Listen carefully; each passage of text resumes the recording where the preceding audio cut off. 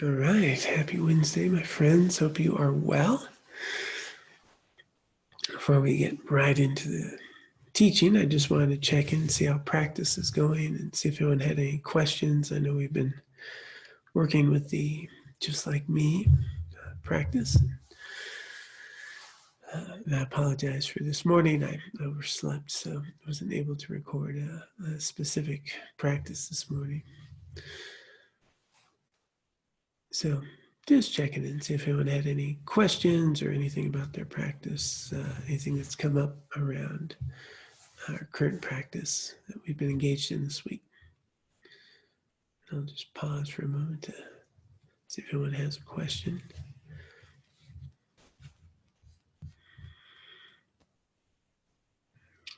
It looks like we're good at the moment. Remember, if you do have questions, feel free to just raise your hand. There's a little hand button. Something will pop up here and I can get you right in. So if you are new, we've been studying this text by His Holiness, the 14th Dalai Lama, How to Practice, Guide to a Meaningful Life, the way of a meaningful life. Yes, the way of a meaningful life. So, beautiful, wonderful text.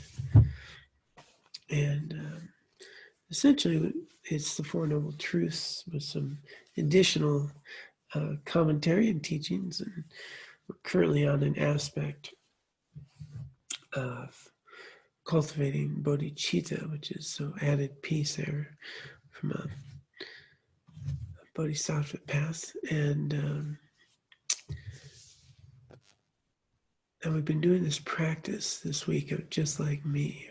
So beginning any practice with this idea of cultivating bodhicitta is equanimity, and cultivating this equanimity towards all beings. It's where we stabilize, it's where we bring balance, and then we engage in this cultivation of bodhicitta, this incredible aspiration that all beings be free of suffering, and that I'm going to work towards that goal. And so it starts with really seeing the value of all other beings and recognizing that. So I do have actually the text on the Kindle, which I get to share on the screen. So if you don't have the book, that can work. Let me get back to proper screen here and I can share that. See where we left off. Okay. And just going to backtrack for a moment. Equalizing and switching self and other. So often it's usually called equalizing, exchanging self for others. But His Holiness does these words specifically. So I did just a quick survey and then we introduced that practice last week. As Shantidev explains this practice, first, you realize that each and every sentient being wants happiness and does not want suffering.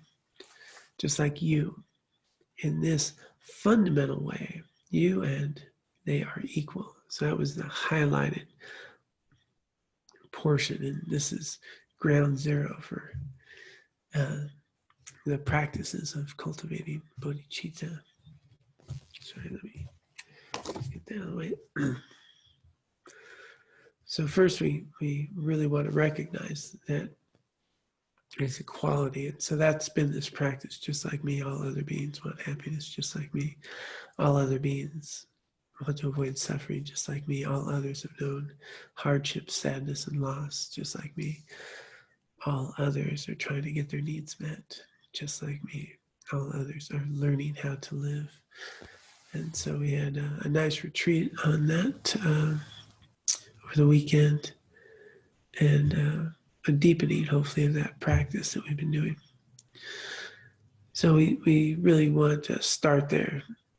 And then when you consider that you are only a single person measured against an infinite number of other sentient beings, you realize that it would be completely ridiculous either to neglect the welfare of others, or to use them for the sake of your own pleasure.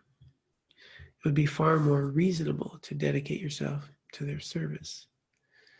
And when you start to really see the value in others, see how much they contribute to life that we have, and we're a part of something, not the center of it, then very naturally we want to be of service to it. It's going to benefit so many more people, including us, will have the benefits as well. When you consider the situation this way, it becomes very clear. No matter how important you may be, you are only a single person. You have the same right to be happy as everyone else, but the difference is that you are one and they are many, over 7 billion. Just on the humans, not counting animals and all the other beings. To lose the happiness of a single person is important, but not so important as losing the happiness of many other beings. From this perspective, you can cultivate compassion, love, and respect for others. In a sense, all human beings belong to a single family. We need to embrace the oneness of humanity and show concern for everyone. Not just my family or my country or my continent. We must show concern for every being, not just the few who resemble us. Differences of religion, ideology, race, economic system, social system, and government are all secondary. So we went through that briefly as we introduced the practice. And hopefully you've been finding it beneficial. Just going to pause there for a moment and see if any hands popped up or okay. Nothing yet. So His Holiness is just making a point when we really step back, the idea that my life is intertwined with all these others, and for anything to work, for anything that we have, for any joy we want to find in life, for any job we want to get, or vacation we want to go on, or activity we want to cultivate, or hobby we want to engage in, or spiritual path we want to cultivate. Well, it's dependent on all these others. Everything is dependent on others. And we tend to see others, as do they benefit me or not benefit me? Do I like them or do I not like them? Do I agree with them or do I not agree with them? And, you can see the difficulties there in our current sort of political issue. People picking sides and labeling and blaming, and not this thought of we're in this together. We're in a pandemic right now, so wouldn't it be nice if we all thought about what's going to help everyone instead of what do I want to have happen for me or my needs? And what if we thought more about this idea of we all live together and we all need to be healthy and well, and we all need to have our needs met, to have some resources, to have some income, and what's the way that we can work together towards that common good?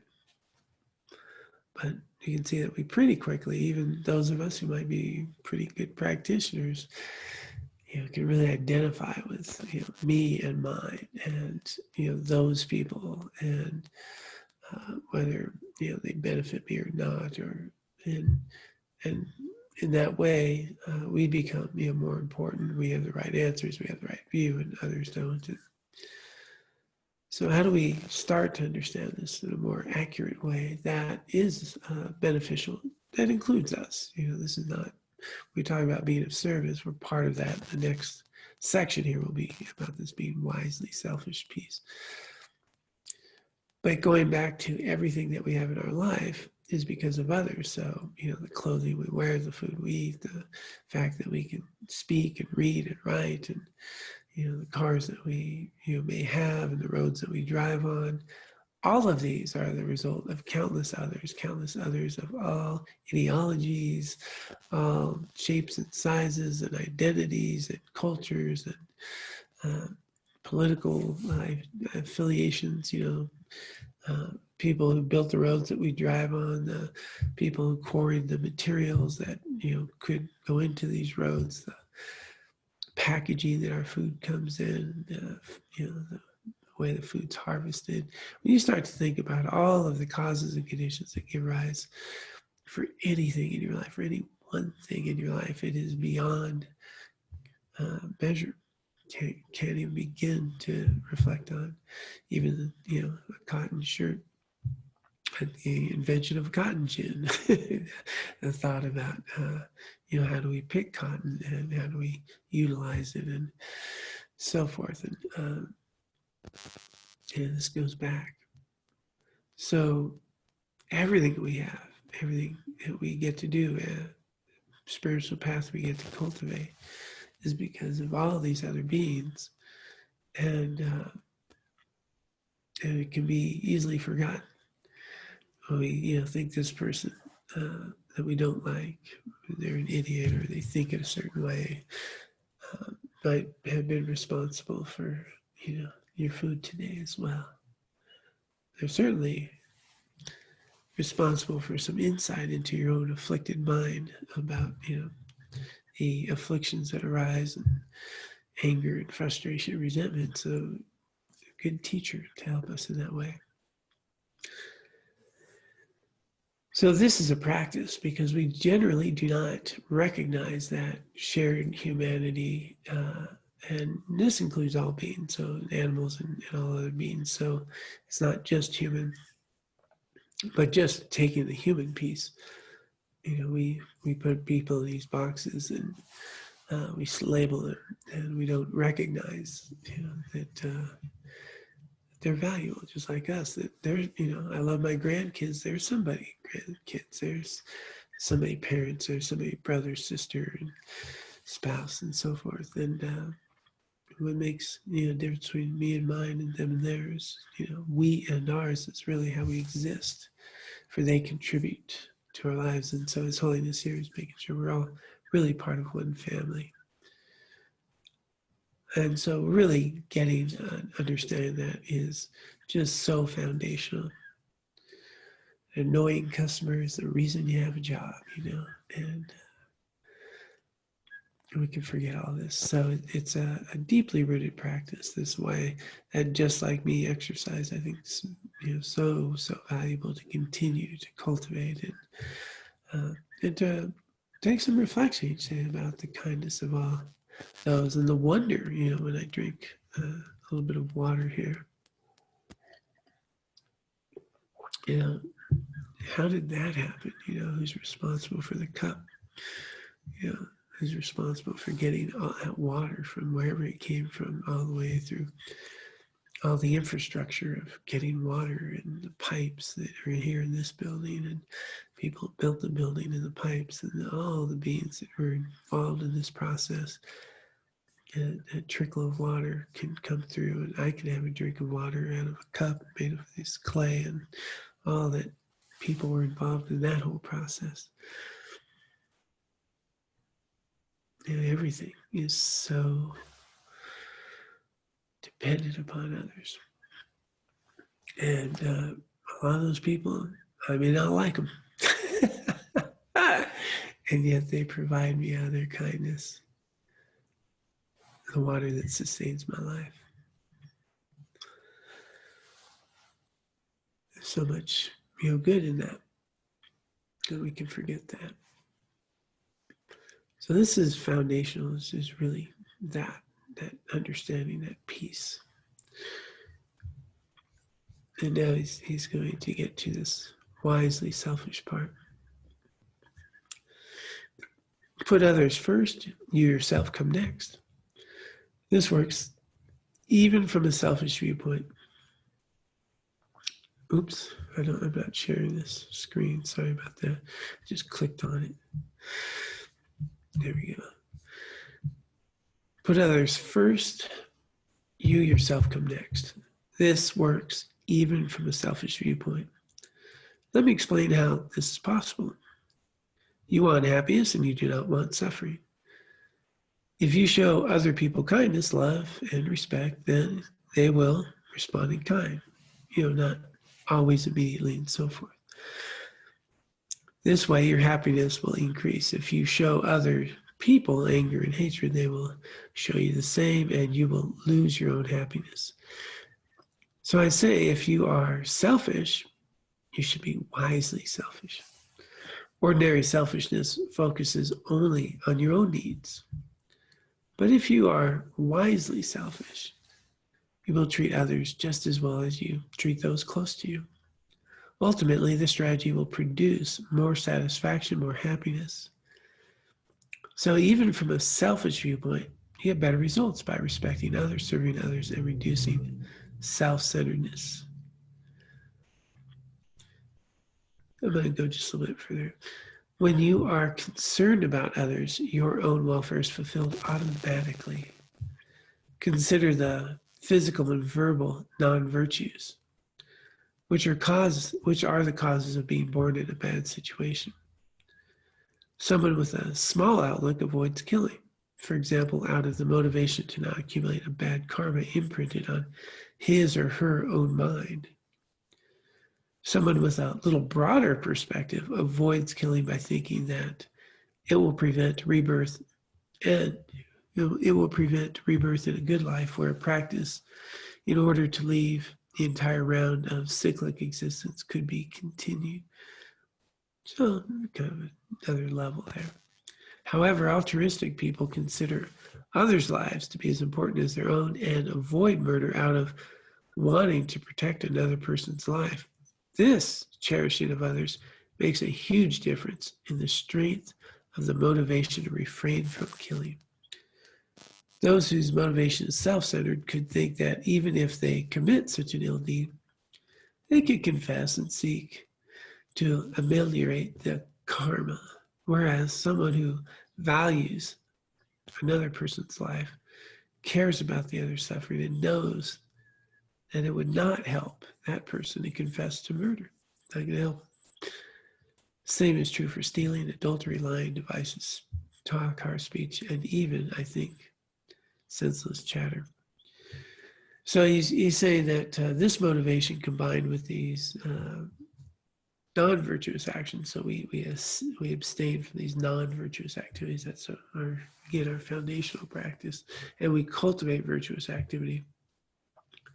And he's making a point that the motivation of doing so has a completely different force and energy. And we can have a very self-centered energy. Not why I do it, because I don't want to collect the negative karma. Versus, I really want others to be okay. And very different merit and karmic potential there. But I wanted to just go back for a minute, because here's where I think a lot of people get confused and runs into a lot of struggle and trouble here. So when you show, okay, if you want happiness and do not want suffering, and you show other people happiness, I'm sorry, I need to slow down and be mindful here. I feel I am, I notice our hours go rather fast. So I'm catching myself wanting to give a lot of information. So I'm just going to pause for a moment and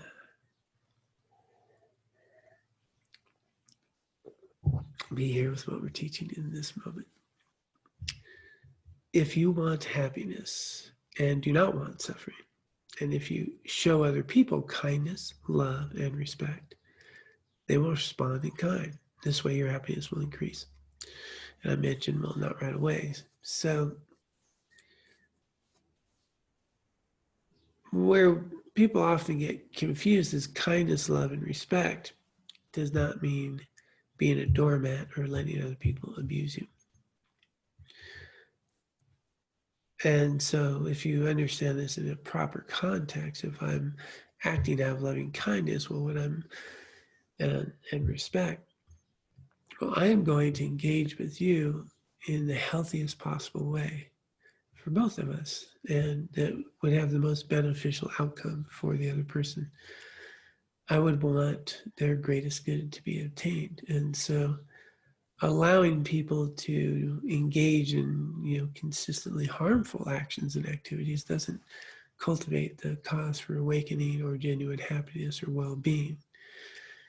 So appropriate boundaries and accountability is a very loving, kind thing that we can offer, again, from our motivation and the skillfulness with which we interact with others. So as we initially read this, we might be thinking, wow, well, I've been kind to people, they're not kind to me. So our kindness, in the sense of us being able to offer kindness, that in itself is a great benefit. They are a condition that gives us an opportunity to operate out of kindness, cultivating our own path. And but this return can take time, and it can show up in many different ways. But that kindness here also means healthy actions, skillful activity. And so you can be very kind and have a different opinion, a different view. You might need to, call the police on someone, and doing so not from the motivation I want them to get caught because they should be punished, but much more of, this is not safe for people, and we need to step in and see where we can stop something harmful from happening, but not out of ill will, but much more out of compassion, understanding that harm is being done and they're going to accumulate harm karmically as well as potentially harming others. So we have this idea of really skillful loving kindness and compassion, and coming from that place that's wisely selfish. We're going to shift from ill will to compassion. Ill will is I want them to suffer. Compassion is I want to remove suffering. So sometimes to remove suffering, there needs to be a more immediate pain that takes place and accountability. But it's not out of ill will, but rather the greater good, because the greater good, once again, as His Holiness talking about, is the many. But we don't want to go too far and rationalize that, because then we can rationalize a lot of behavior about, how we told so-and-so because, they have a wrong opinion, it'll damage people. But much more skillful, long-term, and being an example of that respect and that loving kindness. The way we can win over hearts and minds, is not by arguing and yelling and wishing ill will on others, but much more of acknowledging their value and understanding that they have a perspective and needs, and they have a very different background than us and may have been harmed in many ways we're unaware of. And so given that, in long term, what's the healthiest way to interact with others? So there's quite a bit to work with here, really. Get back to where I left off, and then I'll just check in, see if anyone has any questions.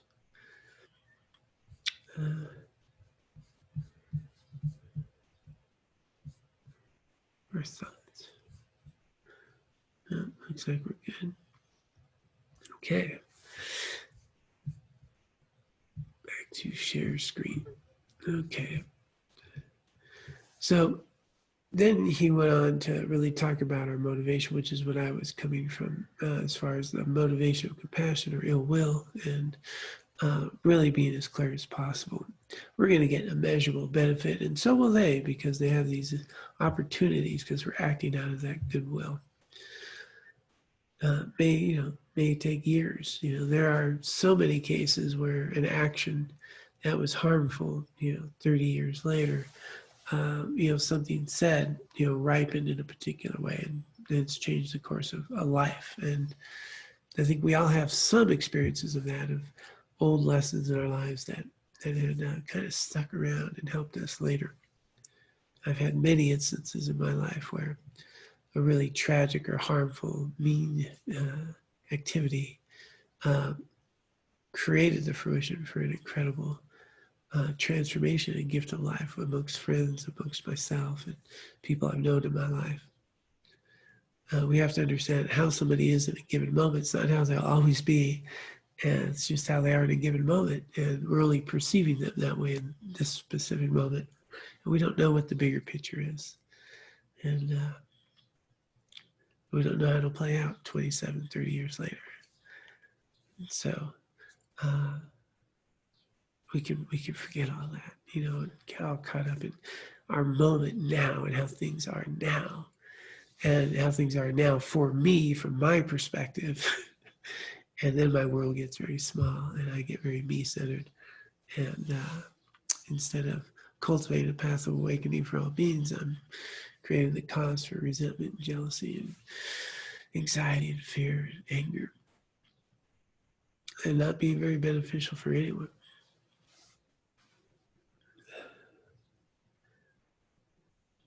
So let me tap into this. Another way that other concern is also valuable is that it puts your own situation in perspective. At one point, I was particularly saddened about the situation in Tibet. But then I remembered that I had taken the Bodhisattva vows and every day frequently reflected on Shantideva's prayer. As long as the sky exists and as long as there are sentient beings, may I remain to help relieve them of all their pain.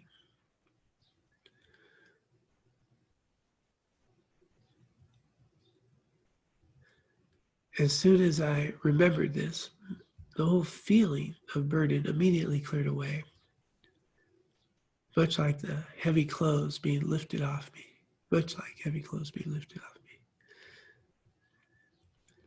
Altruistic commitment relieves specific causes of dejection by placing them in a broader perspective. These causes should not discourage you. Most of one's own troubles, worries, and sadness in this life comes from self-cherishing. As I mentioned above, being wisely selfish is not negative, but short-sighted selfishness, concerned only with immediate satisfaction, is counterproductive. A narrow perspective makes even a small problem unbearable. Being concerned about all sentient beings widens your view, makes you more realistic. In this way, an altruistic attitude helps to reduce your own pain right now. So that's a different perspective, isn't it? I mean, we think about the problems we have in our life now, think about Dalai Lama's problems. His concern for all sentient beings, his particular responsibility with Tibetan people, and how many people depend on him throughout the world, And I was upset because, this person talked to me this way, or I saw this thing on the news. This opportunity can broaden our, and give us perspective, not just broaden it, gives us a more accurate perspective. It can really lighten that in. We remember we're in this thing for a long, long haul. And we have opportunities right here, right now to make a difference. I think there's just one more. Yeah, so let's just go to the end here. My earnest request is that you practice love and kindness, whether you believe in a religion or not. Through this practice, you will come to realize the value of compassion and kindness in your own and for your own peace of mind. Rushing in. After all, even though you may not be concerned with other people, you are very much concerned with yourself. No question about it. So you must want to achieve a peaceful mind and a happier daily life. If you practice more kindness and tolerance, you will find more peace. There's no need to change the furniture in your house or move to a new home. Your neighbor may be very noisy or very difficult, but so long as your own mind is calm and peaceful, neighbors will not bother you much. However, if you are generally irritable, even when your best friends visit, you cannot become really happy. If you are calm, even your enemy cannot disturb you. This is why I say that if you are really selfish, you're better off being wisely selfish. This way, you can fulfill your selfish motive to be happy. That is much better than being self-centered or foolishly selfish, which will not succeed.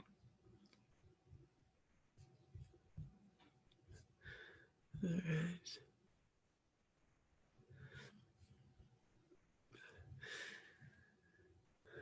Let's see, we got 2 minutes left. Let me just pause there for a moment. Just check in to see if anyone had any questions or comments.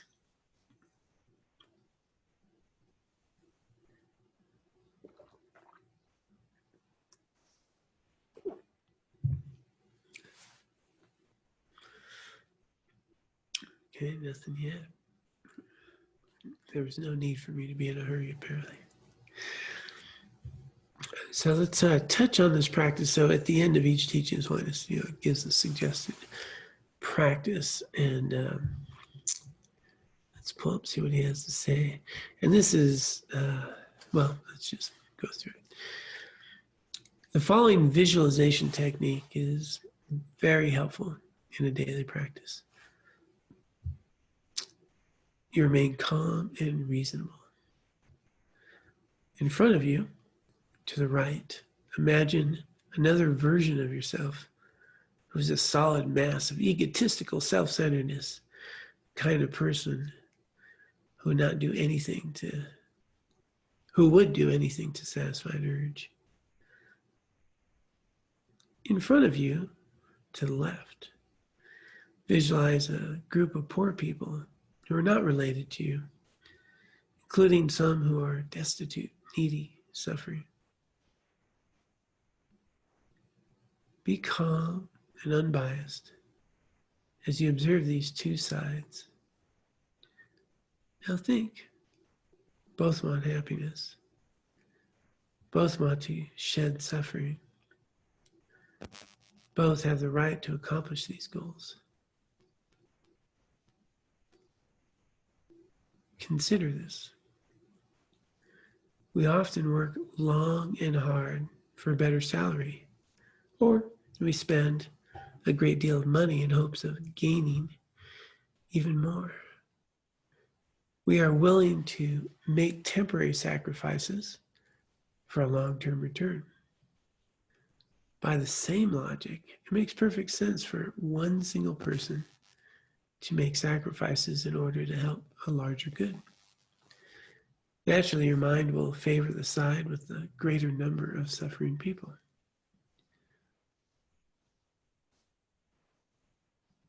As an unbiased observer, consider your own egotistical self there at your right side, neglecting the welfare of so many, no matter how terrible their suffering. It simply is not good to be like this.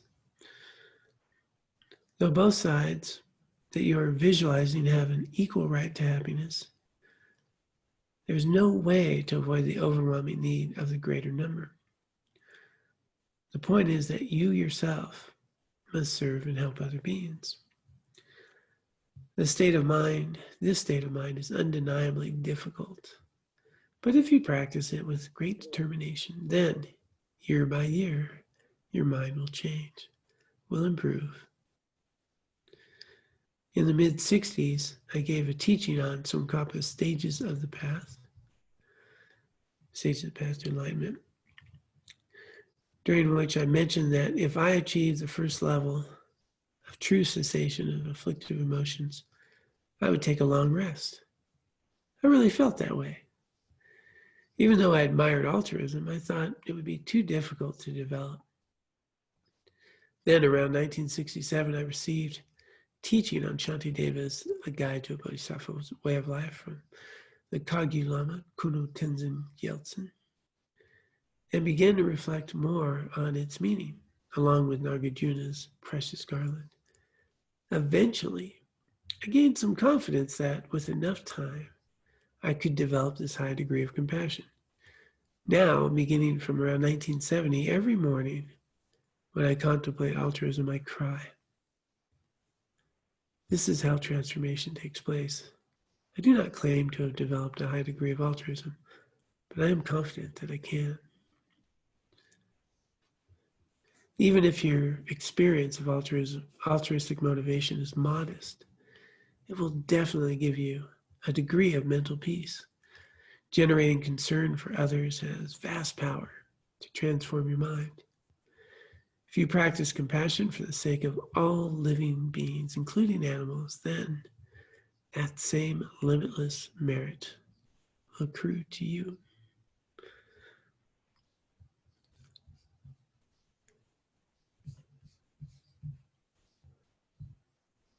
Apparently, I wasn't sharing that with you. I just clicked on it and share the screen, but hopefully you have the text. So some pretty powerful examples there, but His Holiness is making a point that, again, a lot of times we overlook, is that these practices that sometimes seem out of reach are actually very doable. They just require doing them, but they take time. They take time. So right now my mind's like, wow, it'd be pretty hard. But we do it, and then it grows. And so he's making this point over years. Yeah, you'll be able to do it. Don't we tend to be in such a hurry? I thought it was very poignant and timely, and conditions ripening just specifically, that he mentioned that he himself was thinking it might be hard to obtain, and then he receives his teaching on a guide to a Bodhisattva's way of life from Kudo Rinpoche.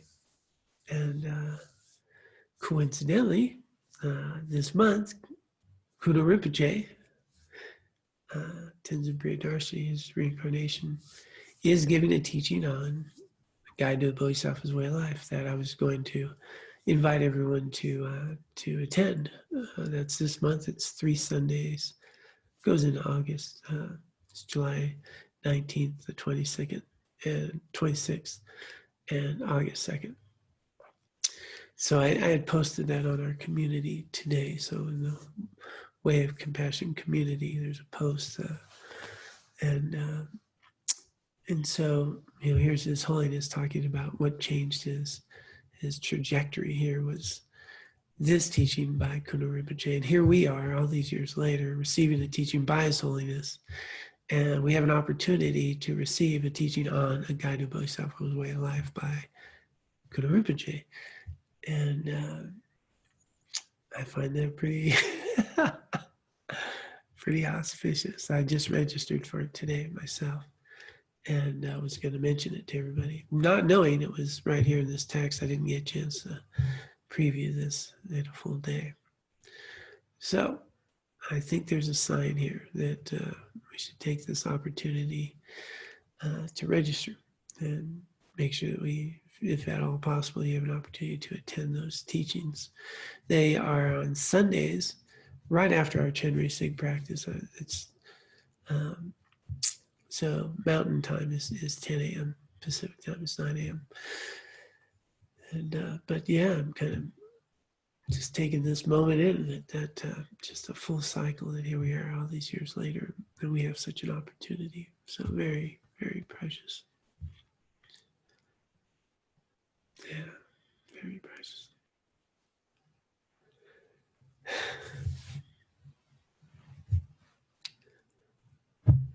So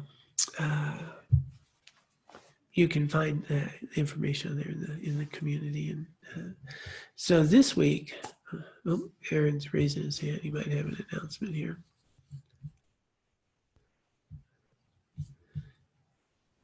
Yes, Aaron. It's actually a question. Do we have time? Yeah. So it's a question around these different levels of motivation that His Holiness brings up here in this last section of that text. And I'm wondering about one question is, he doesn't bring up this aspiration of bodhicitta, of aspiring for enlightenment for the benefit of all sentient beings. There is the aspiration to protect another in that kind of bodhisattva type of ideal, but he doesn't go as far as to say to achieve enlightenment. So I'm wondering, why is that not there, do you think? And then the other is, I think about these different things in my own mind, and I notice that these motivations arise at different times. And I'm interested, for example, in the Milarepa's story. Milarepa he's fleeing from people who are chasing him, and he flees into a small monastery where an old monk is doing many prayers and practice. And the two don't really talk, but Milarepa is basically hiding out there, and he's hidden there. And a knock comes on the door where the people who are pursuing Milarepa with ill intent are trying to find him. And the monk says, no one's here. And the people chasing after Milarepa say, well, the old monk would not lie, with this idea where he wouldn't lie because it's against his vows, but yet he had lied in order to protect another's life and protect a situation. So again, this idea of balancing these kind of motivations. Mm-hmm. So the first question was, why isn't he talking about bodhicitta in its full sense right away? And this book is written very specifically for all beings, and written to access a Western audience in ways that could meet a lot of needs. He's even mentioned it a few times. If you're not Buddhist, or so many of these things are helpful. And so, but as you go through the text, he's going to then get to the next piece about suffering in others, and then what our personal responsibility, and then seeking to achieve enlightenment. So he's going to work and build upon what we would ultimately have as a bodhicitta aspiration. So he's not spelling out. As a matter of fact, a lot of the wording here is unless isn't specifically, he didn't drawing out like you would a direct Buddhist teaching, but much more of a universal audience, and skillfully providing the tools that different people of different faiths could use. And but also the undercurrent here is building that. So I think that's what he's doing. Regarding the motivation, and that's a very famous story.